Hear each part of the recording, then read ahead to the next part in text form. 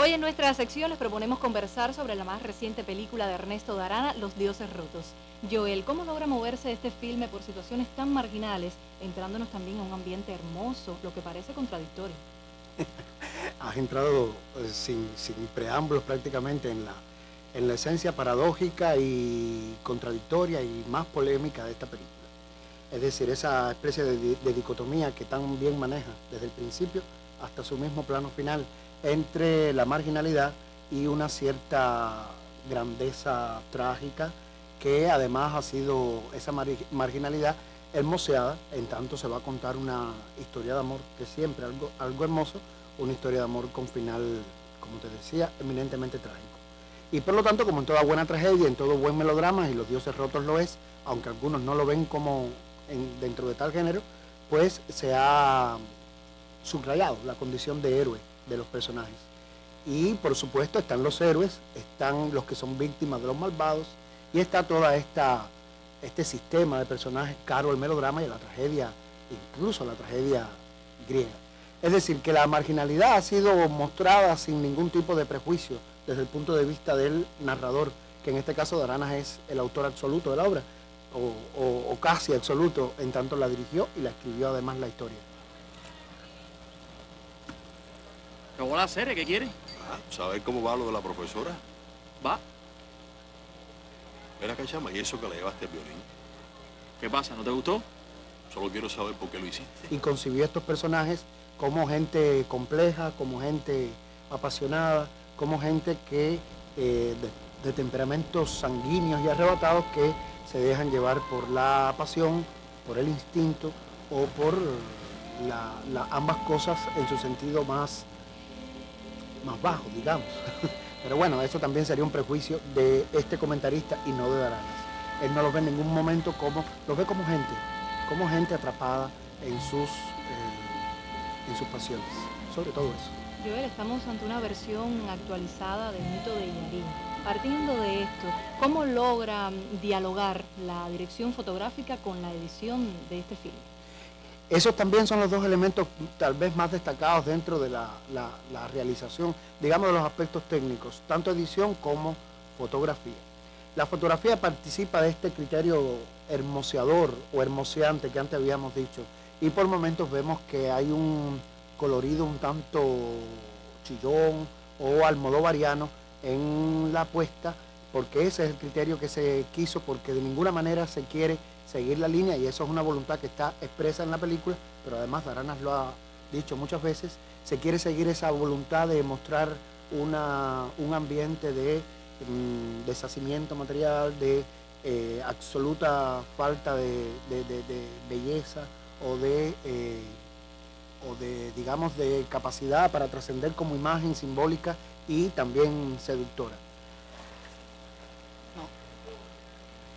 Yarini salió de la casa de una de sus mujeres. Elena Morales. Ajá. Ella fue la primera en darse cuenta que Luis Lotó lo estaba esperando en la calle. Claro. Todo el mundo sabía que Yarini la había levantado a Berta y que se iba a terminar con sangre. Sí, era una trampa. Se quiso a través de la edición agilizar una historia que está formidablemente bien contada, valga la redundancia, ¿no?, de sentido.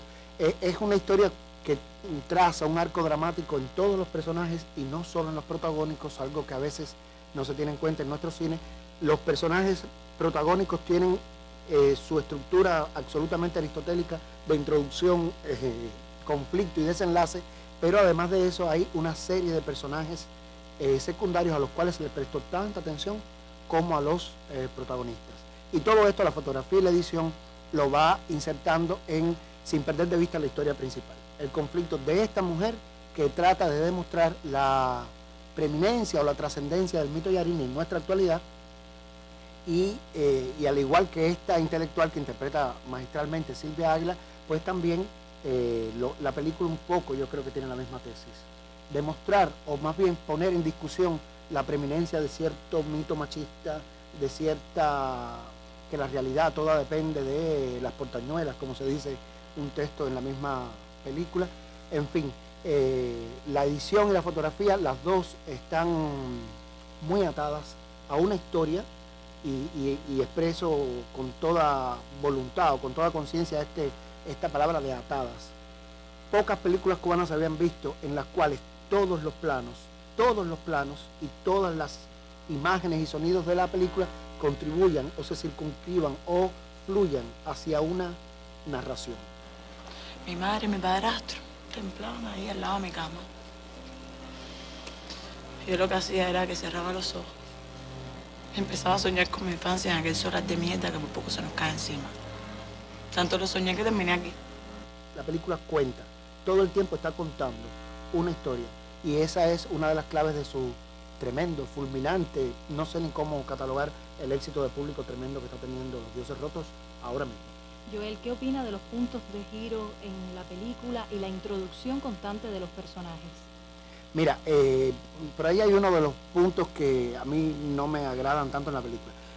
Ahora mismo te decía que está formidablemente bien contada, pero, por ejemplo, no me parece una elección demasiado sabia comenzar la historia a través del personaje que interpreta Marilis Núñez, porque es un personaje secundario que no tiene absolutamente ninguna, o no tiene demasiada importancia en el conflicto principal, que es esta historia de amor entre el personaje que interpreta Carlos Heber y el personaje que interpreta Anya Bu.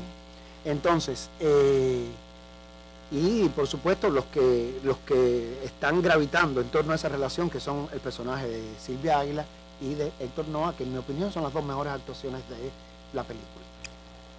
Así que profesora universitaria, ¿no? Mire, la tesis que yo estoy ¿Está preparando claro es entonces sobre... que el proxenetismo en este país le puede costar a un hombre cualquier cantidad de años en la cárcel? Discúlpeme, lo primero que tenía que haberle dicho es que yo no vine aquí a cuestionarle nada. Y lo segundo, que nunca revelo la identidad de mi fuente si no me lo permiten. ¿Van a tomar algo, Rosendo? No, no es necesario. La joven ya casi se va. Los personajes están un poco puestos nada más que para buscar una reacción en estos otros, en estos personajes protagónicos. Y sus puntos de giro a veces o no tienen puntos de giro, como el caso de Amarilis, que es un personaje creo bastante desasido, y hay otros que también no se justifican lo suficiente, puesto que la película trata de contar una historia tan bien hilvanada que estas pequeñas, digo yo, flaquezas se notan un poco más, como el personaje de Basilio, que es una especie de persona que está fluctuando entre Rosendo y el personaje de Carlos Heber, en fin, que es una especie de sucedáneo de Yarini, como ya todo el mundo sabe desde que aparece. Tú sabes que no te tengo mucho sobre esta profesora, ¿no? Todo fue de ahora bonita, así Tranquilo, que... Basilio, olvídate de eso. Ya veré cómo me las arreglo. Ven acá. ¿Qué hay de Sandra? Sandra. Sandra ahora es la dueña y señora de todo aquello. La reina de Saba. Joel, ¿qué elementos de la experiencia documentalística de Daranas se muestran en el filme Los Dioses Rotos? Mira, de la experiencia documentalística, muchísimos. Hay todo un primer segmento de la película que acompaña a esos testimonios como hasta la mitad de la película, donde después se vuelve un poco más fictiva, más estrechamente con su historia de sus personajes de ficción inventados, que son personajes, por supuesto, creados por el propio Daranas, de acuerdo con su mundo, el mundo que él conoce, de su barrio, las cosas que le son entrañables. Por eso es que te decía que es una película de autor.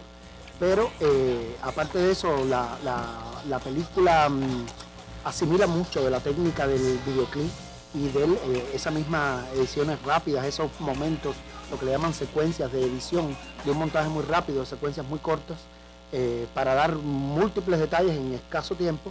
Eso tiene que ver tal vez con el lenguaje de la publicidad y de seguro con el del videoclip, que tienen sus vasos comunicantes. Daranas es un hombre que viene de la televisión, procede de la televisión, de la radio.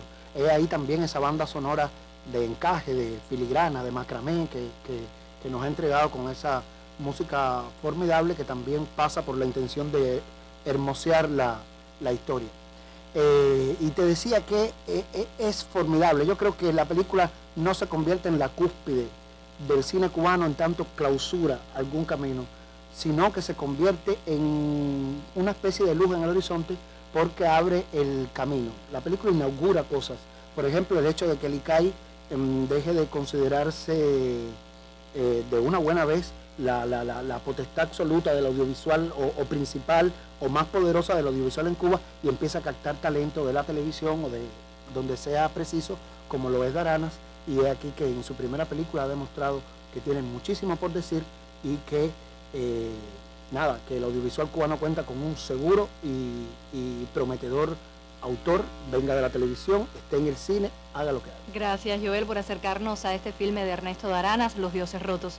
Usted recuerde que siempre puede encontrarnos aquí en Sitio del Arte.